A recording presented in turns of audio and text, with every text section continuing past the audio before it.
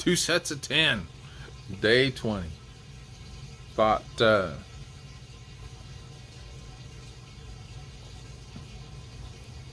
I'd share with you an idea, a thought, been rolling around in the back of my head, a concept. Gotta have the washer going.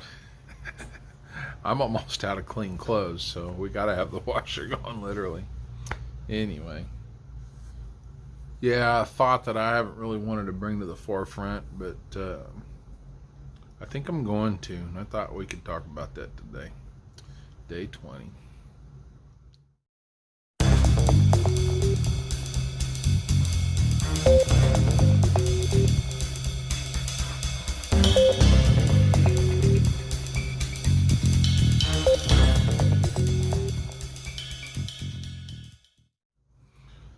So yeah, rolling around today. Not much has changed. People are still out and about. Traffic in the mornings is really light. I want to say 10 to 15% of normal, or what I would consider normal. Foot traffic in stores about the same, which makes sense, right? We got to do that right now, right? The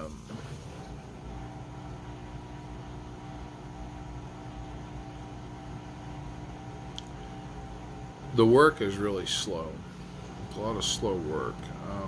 Even with the hospital work going on, I've kind of started catching up on that. We're getting to a place where that's not as big of a there's not as much backed up and built up, you know. I'm starting to catch up to the needs of the customer, which is great. But at the same time,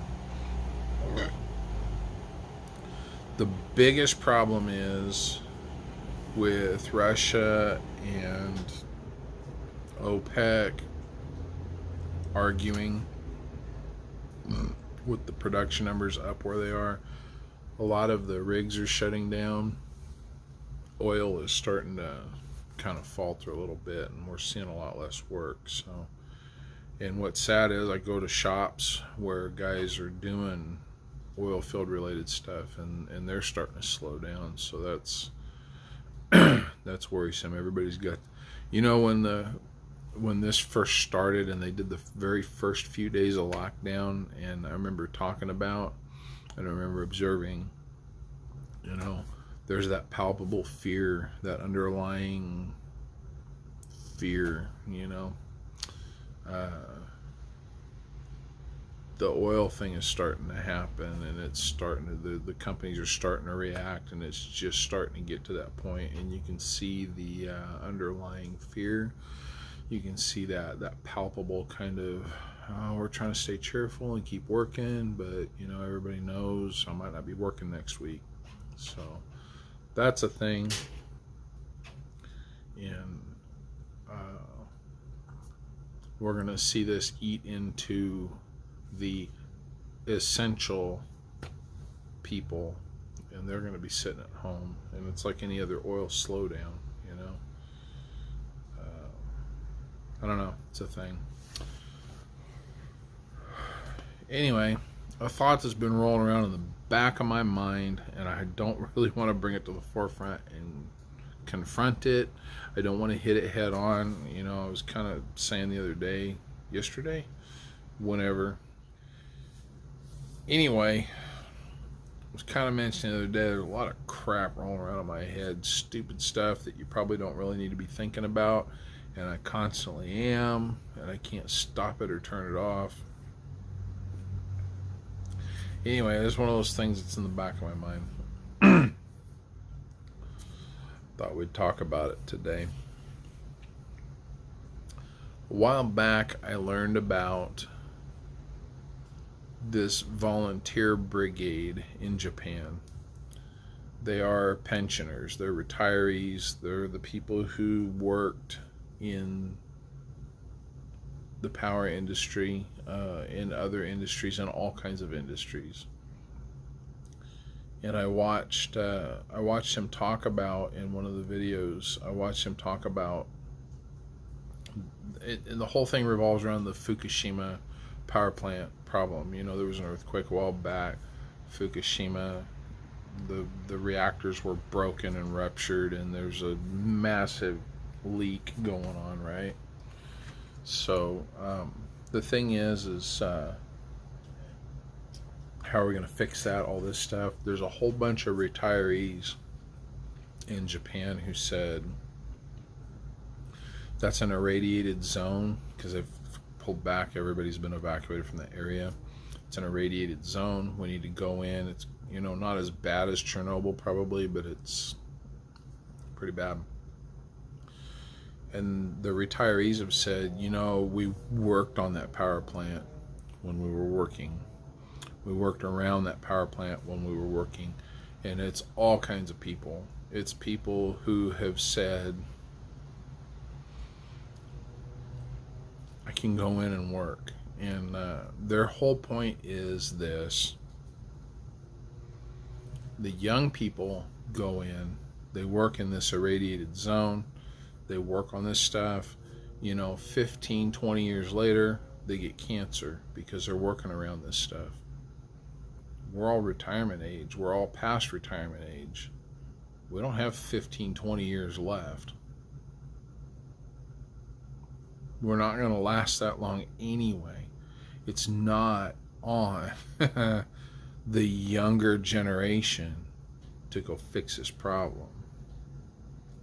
We need to go take care of it so that they don't have that problem. Because we're not going to be here long enough to see the cancer issues that come up with working around this. You need crane operators, you need welders, you need pipe fitters, you need, you know, whatever you need, we can go in. And they've got this massive brigade of people who are volunteering to come out of retirement and go work on the thing. And at first they were kind of poo-pooed. You know, no, we don't really want all you old people. I'm like, no, we're skilled and experienced workers. We'll get back into it. We'll swing back into it, right? Let me roll this clip in. I'm going to show you this. This is from the BBC, an interview with this guy. He amazes me. Check this out. The average, I would have say 13 to 15 years life as the average. And even I got the certain exposure of the radiation, I wouldn't have the cancer within 15 years. Now, to get the cancer, it takes 20 years, 30 years or longer. Therefore, elder one has less chance to get the cancer. And have you had many people volunteering? What has the response been like? Have lots of people been saying, yes, sure, we want to go to the plant? Sure. Now, I have almost 180 or 200 who want to join or work at the site. If you want to have the crane operator, okay, I can offer you. If you want to have the welder, the arc welder, then okay. If you want to have the piping craftsman, okay, I will. And if you want to have the designer, okay, I will. And if you want to have the process engineer, okay, yes, any. And if you want to have the singer at the site, yes. A singer. And for the entertainment. And if we need the cook at the site. We have to eat. Okay, I have two already. You know, and here's the thought. It's been rolling around in the back of my mind. And I talked to you the other day about how important it is for those of us who are essential to keep going to work and do the thing, do the deal. Don't shirk your responsibility. And I'm looking at that guy, I'm just like, man, doesn't he just break your heart a little bit? It's amazing. So here's the deal. We're going to have to come out of this. We cannot go into a global depression. We can't. And we can't see a prolonged recession even. And we're going to have that, I think, at this point. No matter what, we're going to have a little bit of a... But once we come back, if we come back, before May 1st, I think... I don't know. Excuse me, what the heck do I know? I'm not an economist, but if we come back before it gets too far, I think we'll be okay. And the people this is hitting most, and this is the reason I shared that, the people this is hitting most is the older folks. And I don't want to lose our older folks. I really don't. But just like that volunteer brigade in Japan, it's not our place to allow the next generation to pay the price for our mistakes. Just like they say that, and go look that up, go check those guys out, go see what they're doing. Just like they say that,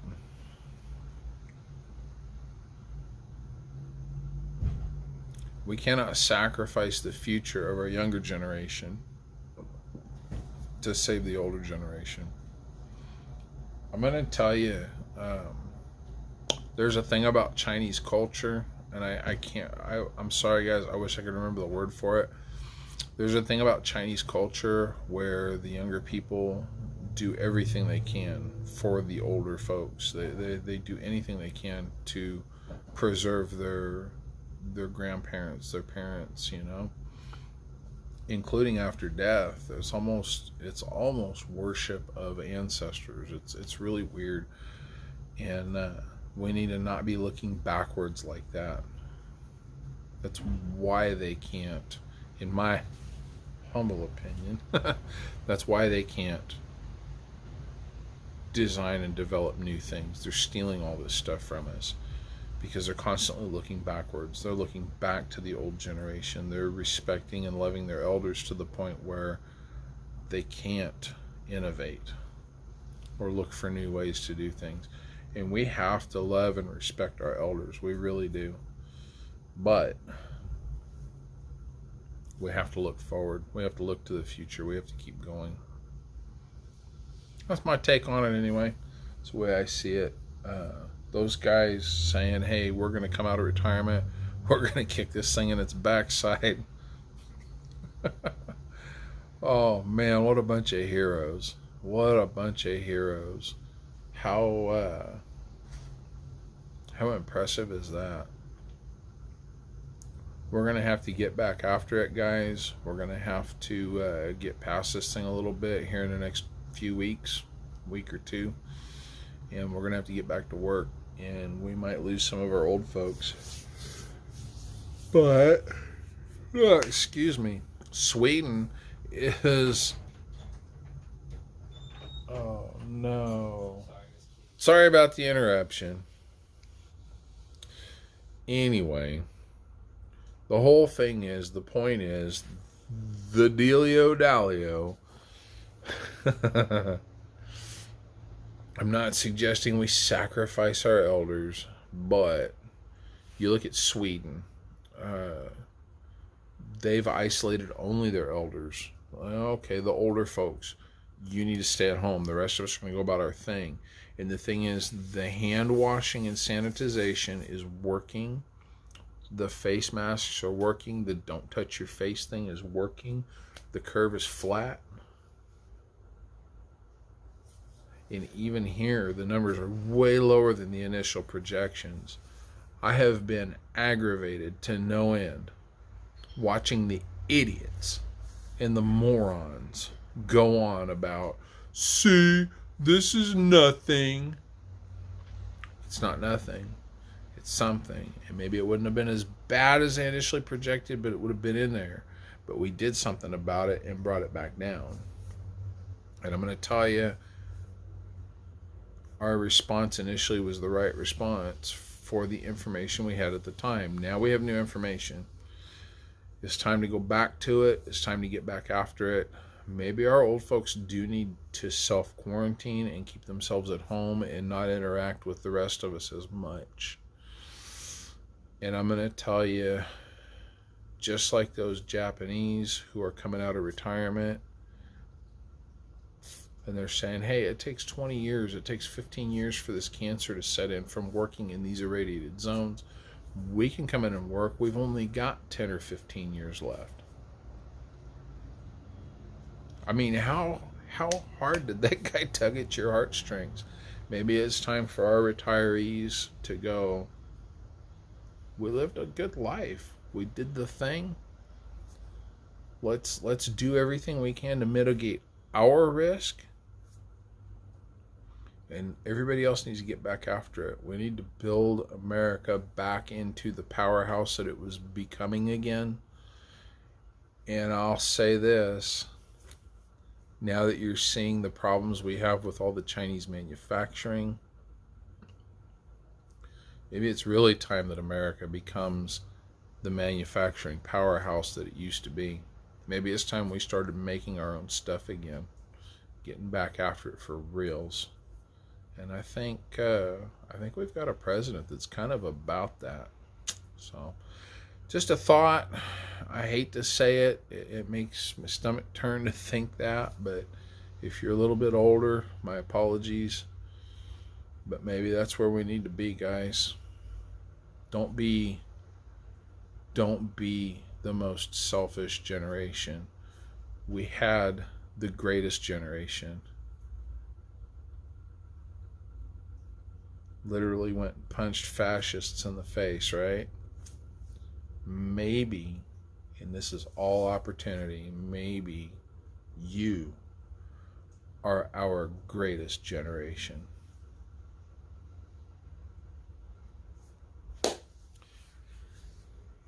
That's off my chest. Hope you guys are doing well, wherever you're at, whatever you're doing. Take care.